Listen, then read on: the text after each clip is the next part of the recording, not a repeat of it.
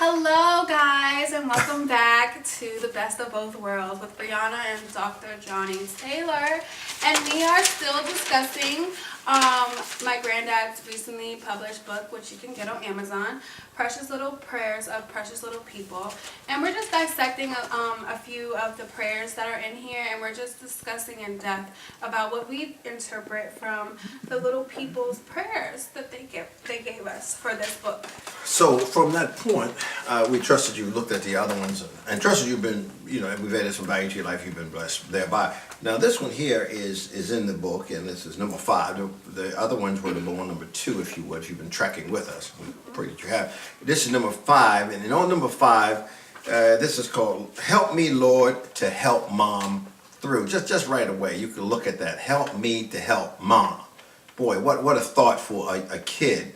Because these were kids between K through 4, from the kindergarten to the 4th grade. These are the ones we were dealing with when we consulted with them and wrote down their little hearts in a prayer. And so these kids had some concerns. Jesus, there's no more food, Mom said. She told us as she cried and through the tears that she shed. Mom tries so hard to keep us fed and to keep some kind of roof over our heads. So Jesus, help me not to look sad, and my younger brother not to get mad, because I can see that Mom feels bad too. So help me, Lord, to help Mom through. Wow, I think about that because, let me just defer to Bree here. What do you get from that? What do you think is going on? I sense, just by hearing it, that there's some damage that's being done here. Just for that kid to see his mom or her mom going through that struggle. And that's hurting the kid. So he's reaching out to God and asking him to help him so he can help his mommy. Mm-hmm. And it's really touching, especially if you can relate to this situation. And I remember when I was little and it was just me and my brother, and it was my mom, and she just did everything she could to always make sure that we were fed and that we had somewhere to stay and that we had clothes in our back and that we had just everything we needed, even if that meant that she didn't eat that night or she couldn't buy something for herself. Mm. Now, you mentioned the word damage. There was some damage done here, Here was a mom talking to a kid and saying, hey, look, now right away, that mom, if you're a mom or dad, and you got to tell your kid there's no more food, there's a lot of damage that's been done. Mm-hmm. The damage to the mom to get her to that point to say that, and hear what I'm saying. It takes a lot for us as parents to say, hey, look, we ain't got it. Man, that means we done tried. We tried to borrow it. We went next door. They ain't had none either. They ain't had no sugar, ain't had no pepper, ain't had no welfare cheese to make you wheeze. Mm-hmm. They ain't had no spam, had no vittles, no crittles. Wasn't no crayfish in the creek. Wasn't no catfish to put on the trot lines. We done tried everything to get some food in the house. Man down the street wouldn't give us no more credit. At the local store. I gotta decipher whether I should pay my rent or buy food, but we need a place to stay. Those type of things. Yeah, so we're like, okay, we'll have to turn the termites. We're gonna pay to stay out of the rain, but we're gonna have to eat the building. You know what I'm saying? So, it's pick up a crumb. Maybe not. Get my crumb. Stop. But in the midst of all of that, what you're talking about is that, and what I hear is that, for you to get to that point where you had to start confiding that in your baby, mm-hmm. You're looking at your baby and you want to comfort your baby. Because they're hungry, and that ain't really what you really want to tell them. And, a good movie to watch would be The Pursuit of Happiness, because oh my goodness, that movie is so powerful, and it really relates to what we're saying here. He he didn't have nowhere for his child to stay. They had to stay in the bathroom. And he tried to make it seem like, he tried to defer his child from thinking, hey, we're in the bathroom, we're sleeping here tonight. So he tried to, oh, we're in a time machine. Yeah. Where are we at? And immediately the kid goes to his imagination and he's no longer thinking, oh, we're sleeping in a bathroom tonight. Right. So sometimes we have to do that for our kids. So which kind of brings a little bit more to the point of when you go beyond, you're not in a space capsule, and you guys say, all right, jig's up. The jig is up. Here it is. Like it or not, baby. Sometimes, we ain't got no more baby. Right. Sometimes that doesn't work. You've been doing that for so long, and kids are like, okay, so what's really going on, Right. Okay, we're not spacemen no more. We're not doing this here. We're still in the bathroom. And at least your parents, hopefully, I knew, because I'm telling you, this is real world. It's going on to some real world people, and hopefully you haven't gotten in trouble, went in the store with your babies and trying to teach them how to shoplift and things like that, because it happens out of necessity. People are doing things that they think that, it's one of those ethical questions you get in ethics class. Would you lock up the man who stole the food, although he took it from the person, and all of that stuff. What's right, what's wrong, is an ethic from that. It was actually on the news, Granddad. Oh, okay. It was on the news. It was his mother, and she had, I believe, 3 or 5 kids, and she got caught shoplifting, trying to get food for her kids. And the officer that caught her asked her, like, why are you stealing?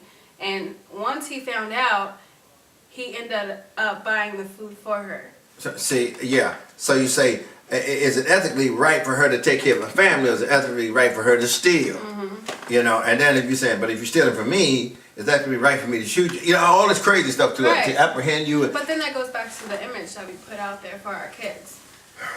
Is that, like, so when our kids think that they want something, they want to steal because they can't get it, Right. So we have to be very cautious. So boy, but you're really bringing this thing home, because you make this call that, no, I don't want to put that out there so my kids don't become thieves and think that, if you just can't get it, go steal it, and so, no, I don't want them to do that, but yet, I don't want to see their face. I don't want them to not eat. So I'm telling you, this is so when this mom got to this point, all the little boys said, Mom, there, only person I can talk to is Jesus. You know what I mean?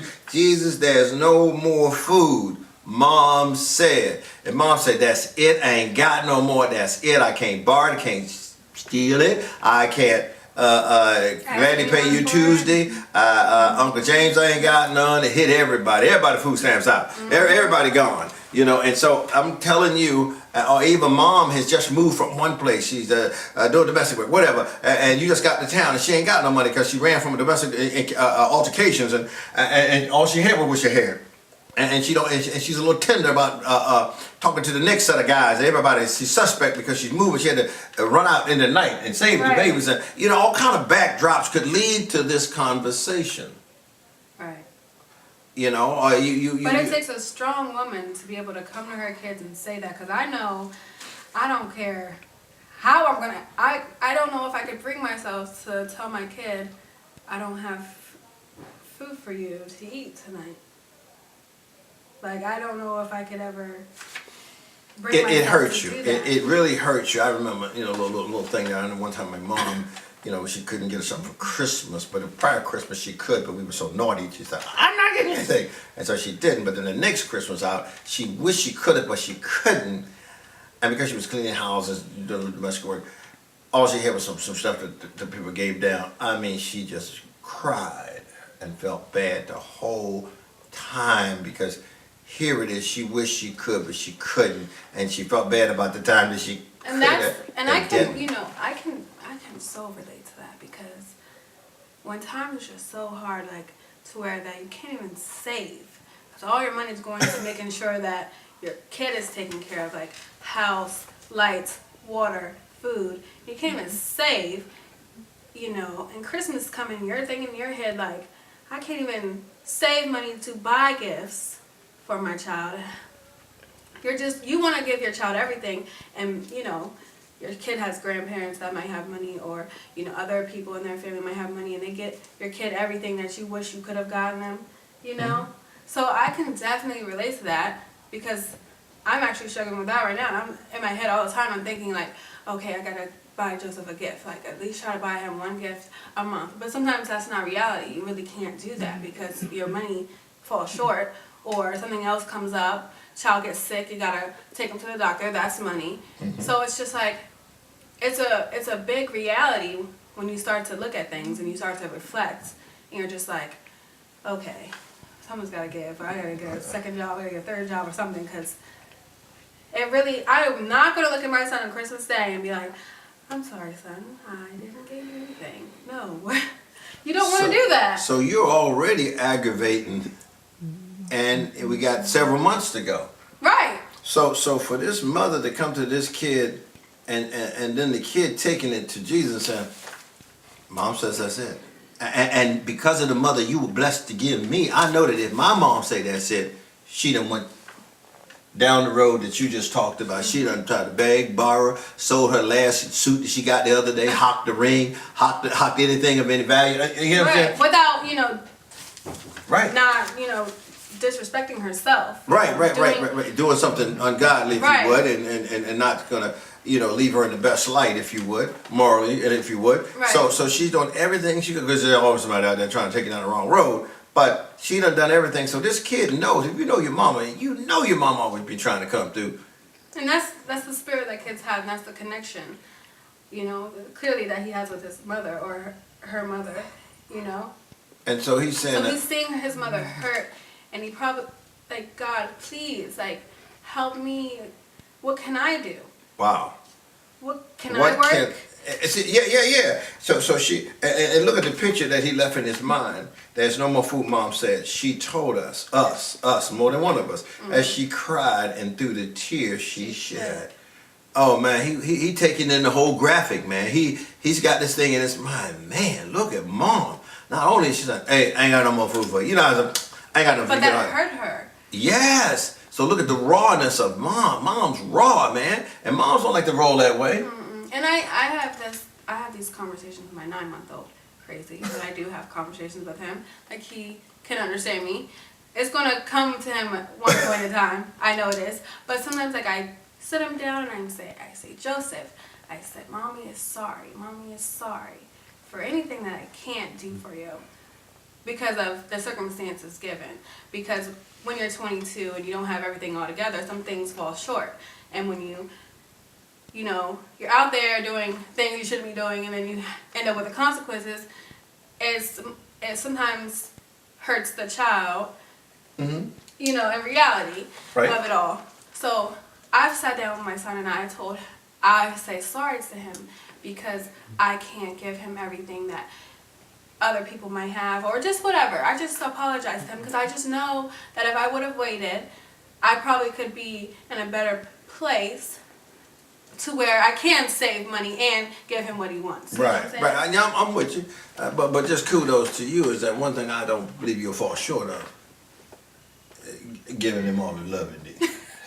No, never. I know you be saying some Barry White to him. Oh, Joseph, my darling, I can't get it up in your life. You may not have the money, but I hear you saying you got the love. I do. But the love wants you to have the money. Yes. And so this kid is down there talking about, she told us that she cried and through the tears she shed. And the kid gets this in his brain. He said, Mom tried so hard to keep us fed. So he been mapping it, man. Now mom's like, okay, now y'all, look, we're going to take that cornmeal and mix it with that flour. Put some onions up in there, make some mush. You know what I'm saying? We go, I mean, all kind of stuff. Look at. This is a gourmet meal. Yeah, that's what I'm trying to say. Y'all didn't see this on the last cooking channel? Y'all better stop. I'm telling you, I'm about to look at. This is something new. I'm working on. I'm gonna sell this to Emerald when I get done with it. It's gonna be in a cookbook. Believe it. Believe it now. Now this is toast that was butter on it and laid in the frying pan. Y'all know what I'm talking about. Put some syrup on it. Okay. And then we're gonna take it out and we're gonna put some of that potted meat on it. That's what we're gonna do. We'll put some potted meat on it.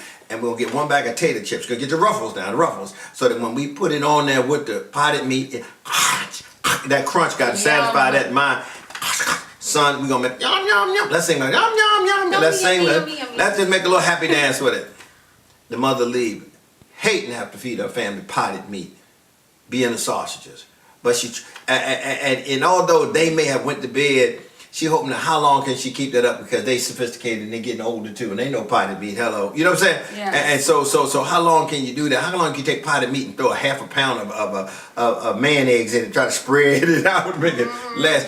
So this kid says that his mom tries so hard to keep us fed. He knows this, so he's aggravating even more. This ain't like a deadbeat mom. Right. No, she's actually like working hard. She's working hard. To keep a roof over their head too. I've seen her do this, and to keep a roof. So she's keeping them fed, keeping a roof over their head, and this kid knows it, man. So this kid, I would say this kid has been close to his mom. He's been cueing.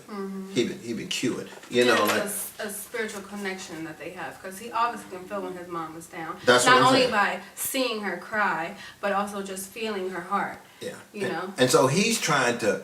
Wow, this is heavy to me. So the next part says, so Jesus help me not to look sad. So the kid now wants to grow up a little bit. And, all right, I got this. Mom, it's okay. Yeah. You know, No, sad? Who, me? No, hungry maybe, but not sad. You know. You don't have to feed us, Mom. We're good. We're good. You We're know? good. Mom, take a bite. Help me not to look sad. Son, you all right? Mom, it's good. Mom, we're good. I'm good. From K, in that K through 4 range, that's some heavy stuff. That a kid would even be processed like, maybe your kid is processing like that.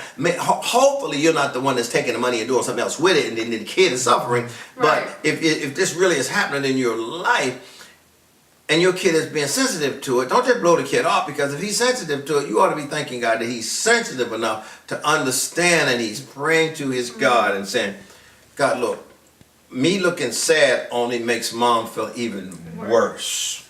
And I'm not trying to make Mom feel worse. I'm hungry, but I ain't trying to make Mom feel worse. I don't want to have to get put out at the end of the week or move to another one of them flea-bitten roach motels that they gave us and put us on the government tilly, and they only give us X amount of months and X da. He said, because not only am I is it between me and Mom, he says, and my younger brother not to get so mad. So he's over there he's taking on this savior role. He is. I don't want Mom to be sad. I don't want my little brother to get mad. So God, I guess I gotta be the man. Put the big boy pants on. Yeah, put the big boy pants on, so with the elastic around the side, so on putting the big boy pants on, because he peeing on himself, I mean, emotionally, right? Emotionally. Right, yeah. Emotionally, he's all over the place, especially in his bed, and that's why he's having a hard time at school when all of these big kid problems are being handled by that little kid. Yeah. And that's why he's having these drop down phases when he's in school, and he's acting out sometime, because it's got to get out. You put the seed in there, it's gonna come out some kind of way. Right. It's gonna act. He's tossing and turning in the bed. He's got worms. No. It's the subconscious. Right. Making its way through and turning him,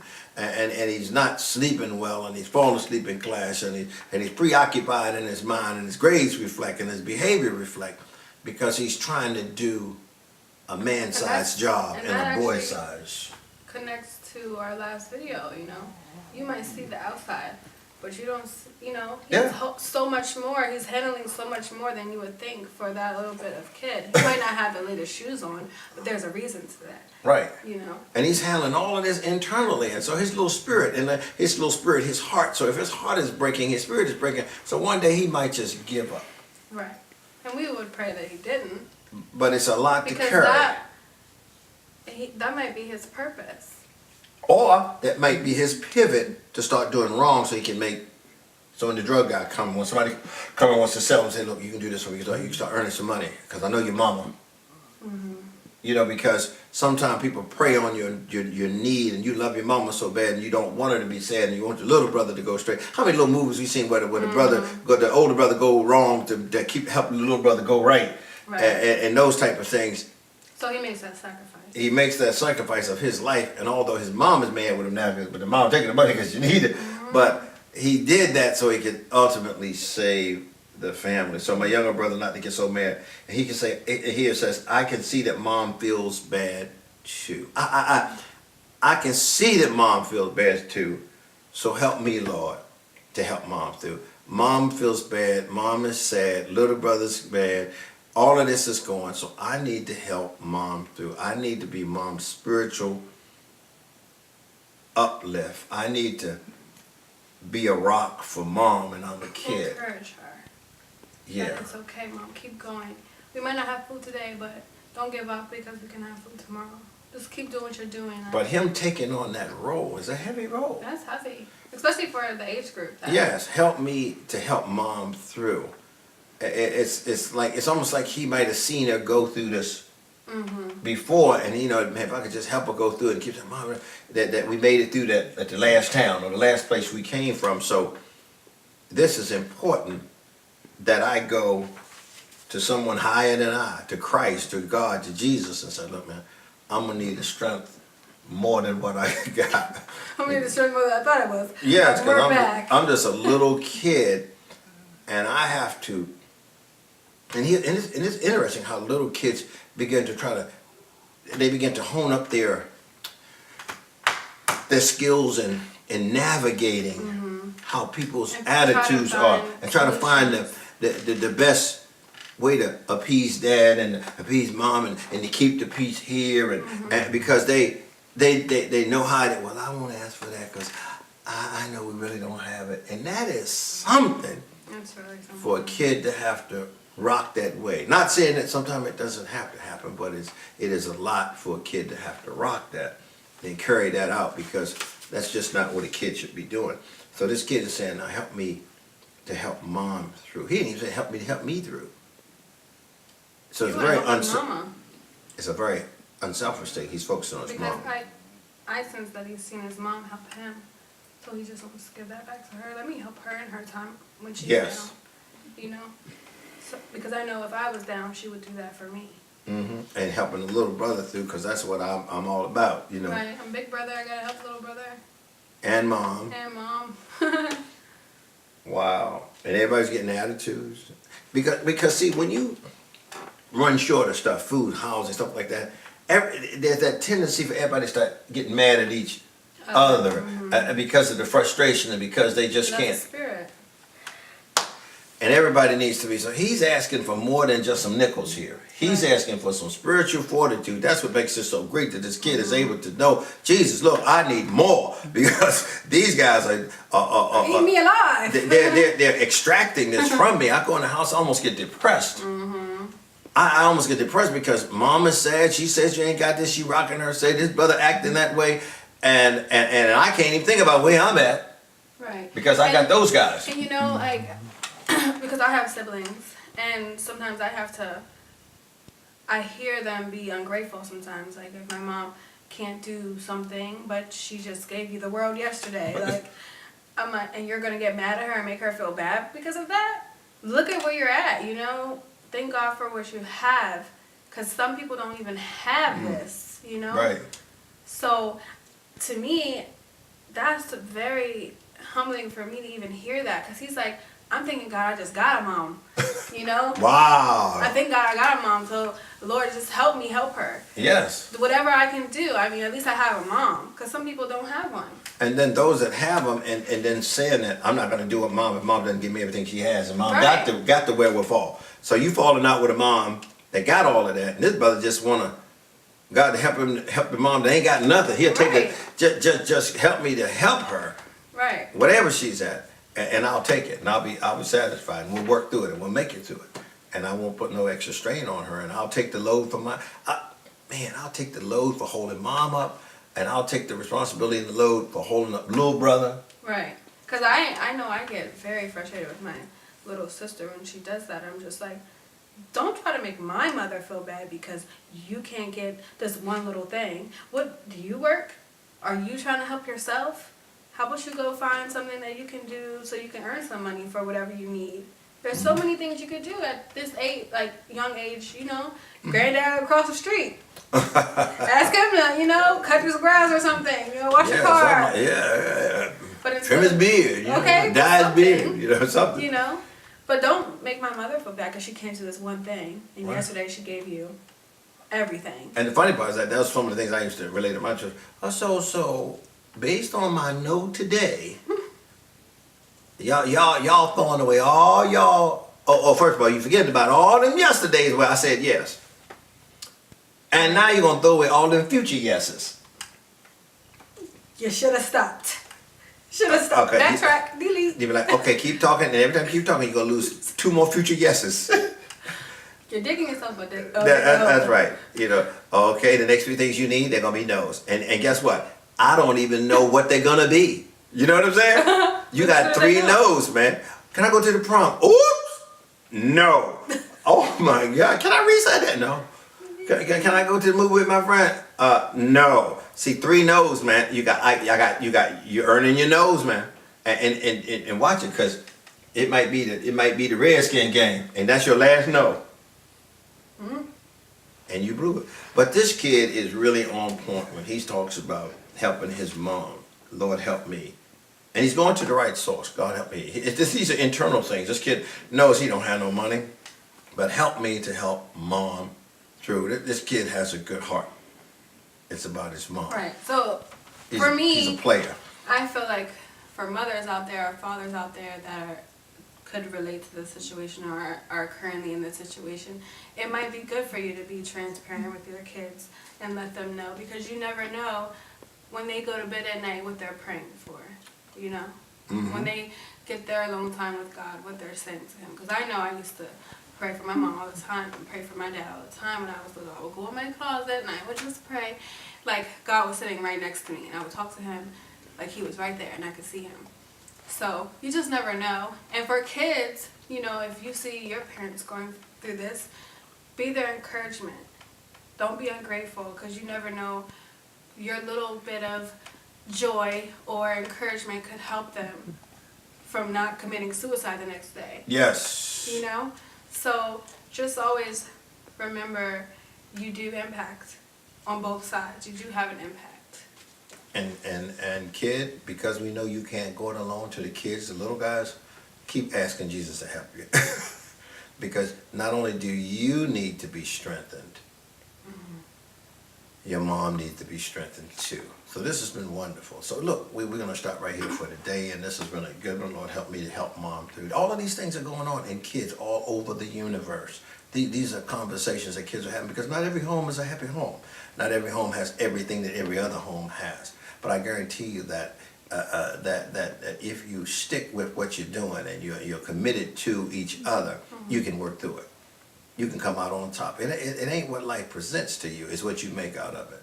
I know it came in my house, but I'm responsible for what goes out of my house, you know. So you got it, whatever that is, whatever your lot is, but now how you going to put it back out in the world? How you going to send it out the house? So we thank you once again for spending the time with us. And once again, this is my granddaughter, Bree, and I'm Doc Taylor. And we hope that you got the best of both worlds. The best of both worlds. Thank you very much. Bye-bye.